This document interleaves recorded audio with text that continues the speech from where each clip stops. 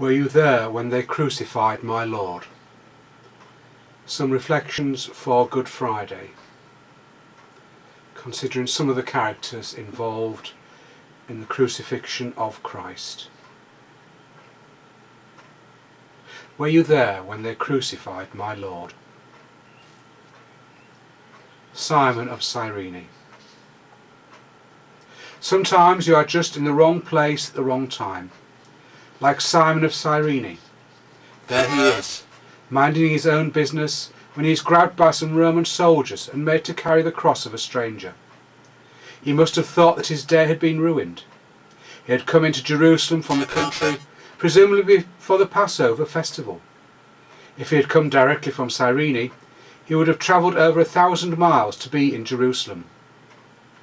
Perhaps it was the first time he had ever managed to get on to the festival. Perhaps attending it was a dream come true for him. So there he was in Jerusalem, wandering along, taking in the sights of that great city, as we have all probably done when we have visited interesting places. Then suddenly he comes across a noisy, jeering crowd. There, in the midst of that crowd, he sees a man staggering beneath the weight of a large wooden beam. Perhaps he noticed the wheels on the man's back, or a crown of vicious thorns rammed down on his head. He probably had no idea who the man was. He had no doubt been asleep during the dramatic events of the previous night. And if he had just arrived in Jerusalem, he would not have heard the man teaching in the temple. How did he react to seeing this man? Was he moved with love and compassion towards him? Did he wonder what this man had done to deserve such terrible treatment? Then suddenly there was a rough hand on his shoulder, and a Roman soldier ordered him to take the wooden beam from the man and carry it from him. Did he glimpse a look of gratitude in the man's face? Did he resent being commandeered by the soldiers in this way? And suddenly, instead of heading into the city for the festival, he is heading out of it. And then a terrible realization dawns on Simon. The wood that he is carrying is going to be used in a crucifixion. He is carrying an instrument of death, and through doing so is now ritually unclean. His Passover is ruined now. He can no longer take part in that great festival that he has travelled 1,000 miles to participate in. He must have felt heartbroken. Then suddenly they are at the execution site. He must have been there when nails were driven through the man's hands and feet. Did his heart go out to the man? Was he shocked when he heard the man say, "Father, forgive them, for they do not understand what they are doing"? Did Simon stare there as the man hung on the cross and the sky turned dark? Was he there when he cried out, my God, why have you forsaken me?" Was he there when the man died? Did Simon still feel that his day had been ruined? He could now have known the significance of the events that he had participated in. He had come over 1,000 miles with the aim of having a memorable encounter with God, and that was what he had just had. How did Simon respond to what he saw that day? Was he converted on the Via Dolorosa? Is the Rufus who is mentioned by Paul in his letter to the Romans Simon's son? We shall never know for sure, but the question for us today is the same one that we have just asked about Simon. What is our response to the suffering and crucifixion of Jesus Christ? And how do we respond when we are asked to take up his cross? Simon performed one of the greatest acts of love in history. He was in the right place at the right time.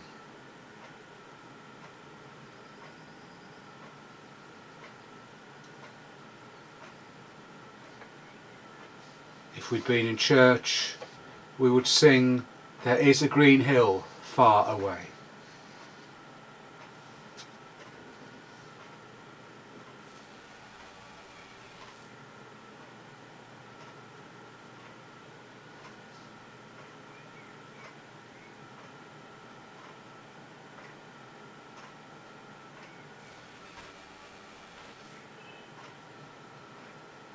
And what about the chief priests?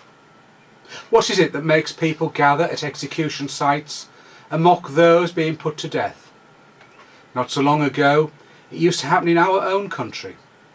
And here we have this account of how Jesus was mocked as he hung on the cross. What is it about human nature that makes us suffering, not with compassion and love, but with mockery? And why do humans sometimes respond to love with hatred and derision? As the hymn, "My Song is Love Unknown," so beautifully describes it. Why? What hath my Lord done? What makes this rage and spite? He made the lame to run. He gave the blind their sight. Through the Gospels, the chief priests, the scribes and the Pharisees find it impossible to respond to Jesus' acts of love with anything but opposition and hatred. You will remember the incident in Luke's Gospel, when the man with the withered hand comes to Jesus for healing on the Sabbath.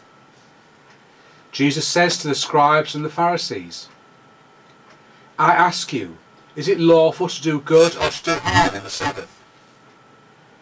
Jesus does good and cures the man, and we are told that this filled the scribes and the Pharisees with fury. Even now, as Jesus is carrying out his ultimate act of love on the cross, they gather and mock him. But love conquers even in their mockery, because in their mocking they are actually recognising who and what he has done. They say that he saved others. They are acknowledging what they have always denied. Jesus has saved others. Jesus had saved others physically by healing them, and in the case of Lazarus and others, by raising them from the dead. But the chief priests had always sought to deny Jesus' miracles. Jesus also saved people spiritually through his teaching and the example of his life. He showed them how they should be living as children of God. And at the very moment that he is being derided by the chief priests, he is saving others for eternity by dying for them on the cross. The chief priests also said, as they derided Jesus, that he was the King of Israel. Note that they do not say, "He said he is the King of Israel," but instead they just say, "He is the King of Israel." From their mouths comes the acknowledgement of who Jesus is, that he is actually their long-awaited Messiah. On the cross, Jesus demonstrates the transforming power of love, a love that can triumph over hatred, evil, and mockery.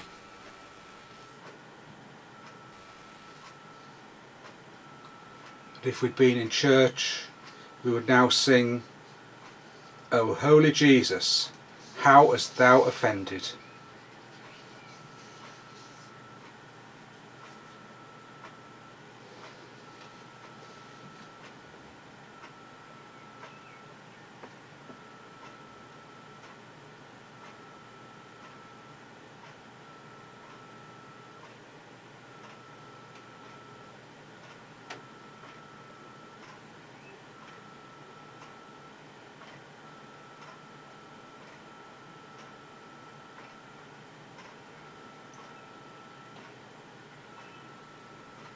Mary, the mother of Jesus. This child is destined for the falling and rising of many in Israel, and to be a sign that will be opposed, so that the inner thoughts of many will be revealed, and a sword will pierce your own soul too. I wonder if those words of Simeon were ringing in Mary's ears as she stood and watched her beloved son suffer and die on the cross. That joyous day when the angel Gabriel had visited her to tell her that she was to bear a son to whom God would give the throne of David must have seemed a very distant memory as she stood by the cross. I wonder if Mary thought at that moment that Simeon had given her a better foretaste of what was to come than Gabriel had. Because life had not been easy for Mary and her child. When Jesus was just a baby, Herod had threatened his life, and they had had to flee to Egypt. And when Jesus was 12, Mary and Joseph had lost him when they had gone up to Jerusalem for a festival. How desperate Mary must have felt as they rushed back to Jerusalem and frantically searched for Jesus for 3 days before finding him in the temple. Then, when Jesus was 30, Mary lost him again when he had set out to start his missionary work. And how perplexing those last few years must have been for her, as her son travelled around the world teaching and healing. How hurt and terrified Mary must have felt when Jesus had been chased out of the synagogue in Nazareth and nearly stoned to death. How did she feel when she went to visit Jesus and couldn't get near him because of the crowds, and him apparently in no hurry to come out and greet her? And how had she felt that day when she had seen her son on the Via Dolorosa, heading towards his crucifixion, bearing the visible scars of his scourging and with that cruel crown of thorns that had been forced onto his head? She must truly have felt that a sword had pierced her soul. And did Mary's mind perhaps go back to the wedding at Cana, where she had told her son that they had run out of wine? Jesus had said to her then, "My hour had not yet come." Did she realise that now Jesus' hour had come? All of Jesus' life and ministry was leading up to this moment when he would hang on a cross to save humanity. And Mary had been there through all of it. Was there ever faithfulness like hers? Was there ever grief like hers? As we stand with Mary at the foot of the cross, we are called to ask ourselves, how can I follow the example of Mary's faithfulness to Jesus?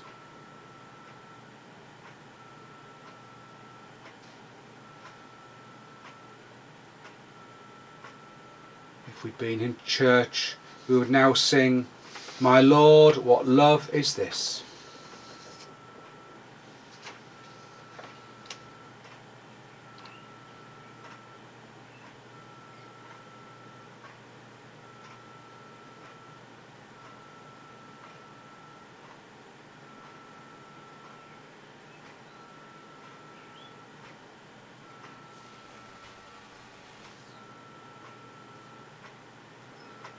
The beloved disciple. The disciple who Jesus loved is mentioned a number of times in the Bible, and most commentators agree that John is probably that disciple. If it was John, we know that he was a fisherman, and that he was called by Jesus along with his brother James when they're in their boat mending their nets. There was obviously something on that hothead about James and John, and Jesus called them sons of thunder. Their hot-headedness can be seen in Luke 9, when they want to call down fire from heaven to consume the inhabitants of a Samaritan village that would not receive Jesus. And on another occasion, James and John came to ask Jesus if they could sit on his right hand and left hand when he came into his kingdom. On both occasions, Jesus gently pointed out that they had misunderstood the way he did things, and the kingdom of God worked in a different way. John was clearly not a perfect example of humanity, but Jesus still loved him, in spite of his personality flaws. And isn't that a great source of joy and encouragement to us all? That Jesus loves us in spite of our flawed and imperfect human nature. John was with Jesus at some of the most significant moments of his life. He was there with him on the mountain when Jesus was transfigured. It was him who was reclining next to Jesus at the Last Supper. And he is the only disciple who is recorded as being present at the crucifixion. What anguish John must have felt as he stood and watched his beloved friend and teacher suffer on the cross. How that son of thunder must have wished that there was something practical that he could do to save Jesus. And as he looked at the criminals hanging at either side of Jesus, I wonder if his thoughts went back to that time when Jesus had said that the honour of sitting at his right hand and his left when he came into his kingdom was not his to grant, but was for those for whom it had been prepared. And in the midst of the pain and suffering, Jesus' thoughts turned to his mother and to his beloved disciple. Even as he is accomplishing his great work of salvation, he still has compassion for those close to him. He knew that his mother would need someone to look after her and protect her. And it is to John, that imperfect human being, to whom he gives the sacred trust of caring for his mother. What trust in John! What faith in him that represented!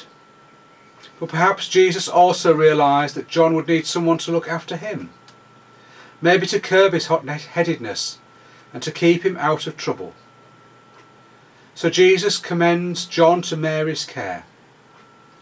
What a loving and caring Messiah he was. He cared for those around him until the end, and he calls us to do the same, to love and care for those around us, and to serve them as he served others.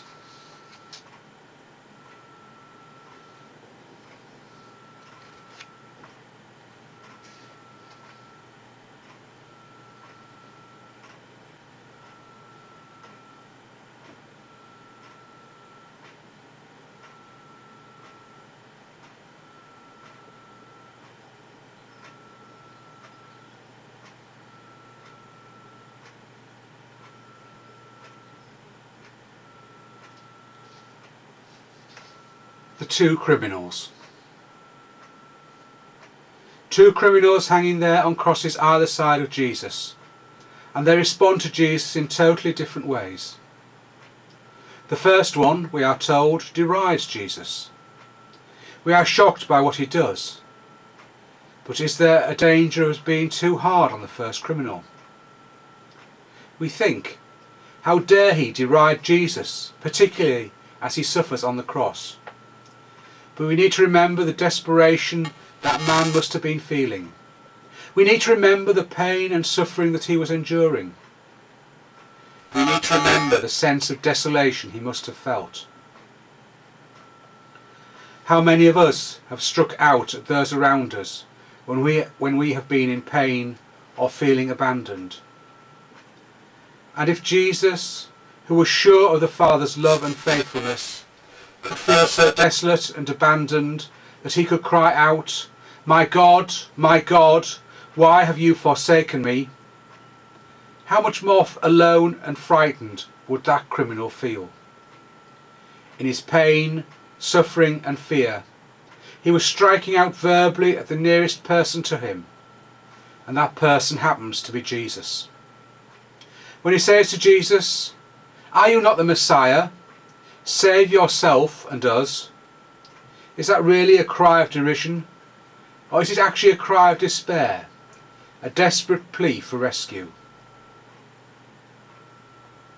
And there is the other criminal, who responds to Jesus in a very different way. He recognises that he has done wrong and is indeed getting what he deserved. But in his hour of darkness, he also recognises something else, that Jesus is the Messiah and that Jesus has the power to save him. He turns to Jesus and says, "Jesus, remember me when you come into your kingdom." And Jesus makes a wonderful response to the penitent thief.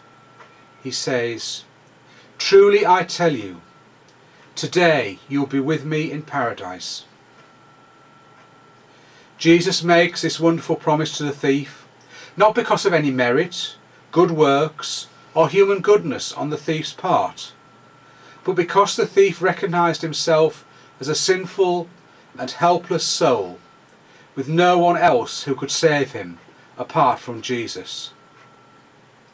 And surely we are like that thief, sinful and helpless souls, whose only hope of salvation is to say, Jesus, remember me when you come into your kingdom.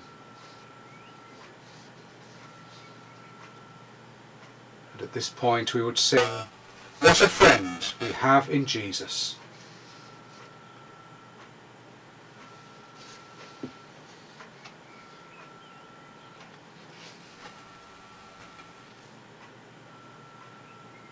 The centurion. Centurions were a tough breed. You had to be to survive in the Roman army. Roman soldiers served for 25 years in the army and were not allowed to marry. Centurions often suffered heavy casualties in battle, fighting alongside the legionnaires they commanded. They usually led from the front, occupying a position at the front right of the sentry formation. They led and inspired their men by example. They also sought to display the skill and courage that may have brought them to their rank in the first place.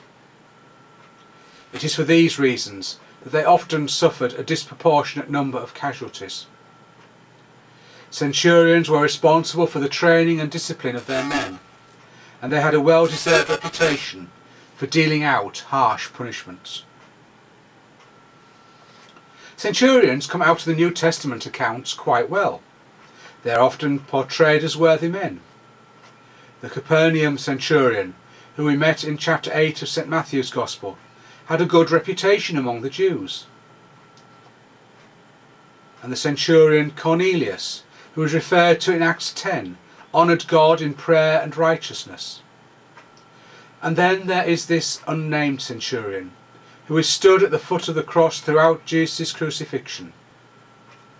What was it about the events that he witnessed that made him proclaim, truly this man was God's Son? Was he impressed by Jesus' dignity, courage and fortitude? Was he moved when Jesus said, Father, forgive them, for they do not understand what they are doing? What effect did the conversion of the penitent thief have on him? Was he frightened by the darkness and the earthquake? Did his soldier's watch become a disciple's watch? And did he become a believer in some way? What was it about the dying Jesus that touched that rough and tough soldier's heart? And what does it take to touch our hard hearts? Do we have the same response as a centurion when we hear of the events of Jesus' crucifixion and see him hanging there on the cross? Does it move us to declare, truly this man was God's Son?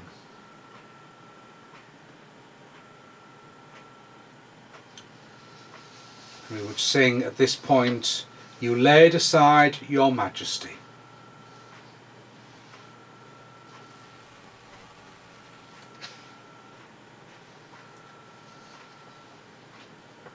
And the last two characters in our story, Joseph of Arimathea and Nicodemus.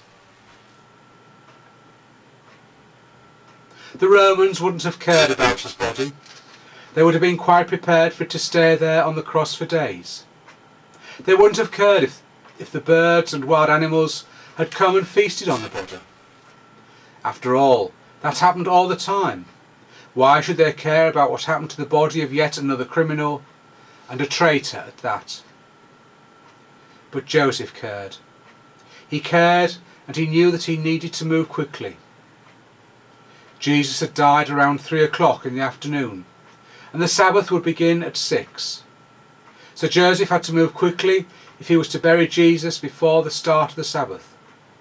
He went to Pilate and asked for Jesus' body, which he buries in a tomb that has never been used. Indeed, Matthew's Gospel says that it is his own new tomb. Just as Simon of Cyrene had performed that great act of love for Jesus in carrying his cross, so Joseph of Arimathea performs that final act of love for Jesus by burying him. But the truly remarkable thing about this story is that Joseph should be brave enough to do it at all. We are told that although Joseph was a disciple of Jesus, he was a secret one because of fear of the Jews. We know from the other Gospel accounts that Joseph was a good and righteous man, and that he was a respected member of the Sanhedrin. Joseph had a lot to lose in terms of status and position. Perhaps that is what had previously kept him back from declaring his allegiance to Jesus. But something about Jesus' crucifixion had changed all that. He was now no longer timid and reticent about being seen as a disciple of Jesus. Mark tells us that Joseph went boldly to Pilate to ask for Jesus' body, and he would have to perform the act of taking Jesus' body down from the cross and burying it in the tomb in broad daylight, in a public place, for everyone to see. And in this loving task, he was joined by another man who had hidden his allegiance to Jesus. He is helped by Nicodemus, who had come to Jesus by night. Now here is Nicodemus being bold enough to show his allegiance to Christ in broad daylight. What was it about Jesus' crucifixion that had touched these men so much that they cast their usual caution to the winds and made them come out as strong and courageous disciples? We will never know the answer to that question. But what is clear is that the power of the cross had already begun to operate and was drawing people to Jesus. The power of the cross was even then turning the coward into the hero and the waverer into the man who took an irrevocable decision for Christ. Down the centuries, since the power of the cross has continued to touch people's hearts, stir them to action, and give them the courage to proclaim their allegiance to Christ boldly. And the story of Joseph of Arimathea challenges us as to which Joseph we are going to be. Are we going to be the timid, secret disciple, like Joseph before the crucifixion, or the bold, courageous disciple, like Joseph after the crucifixion?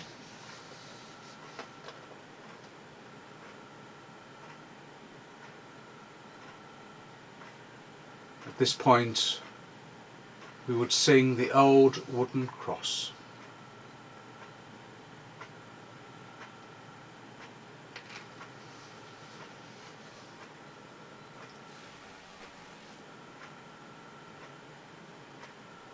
As we remember Christ crucified on the cross, give us the courage and fortitude to face all that life throws at us, and never ever let us take our eyes on that cross, take our eyes off Christ crucified for us. Today is Friday, but Sunday is coming.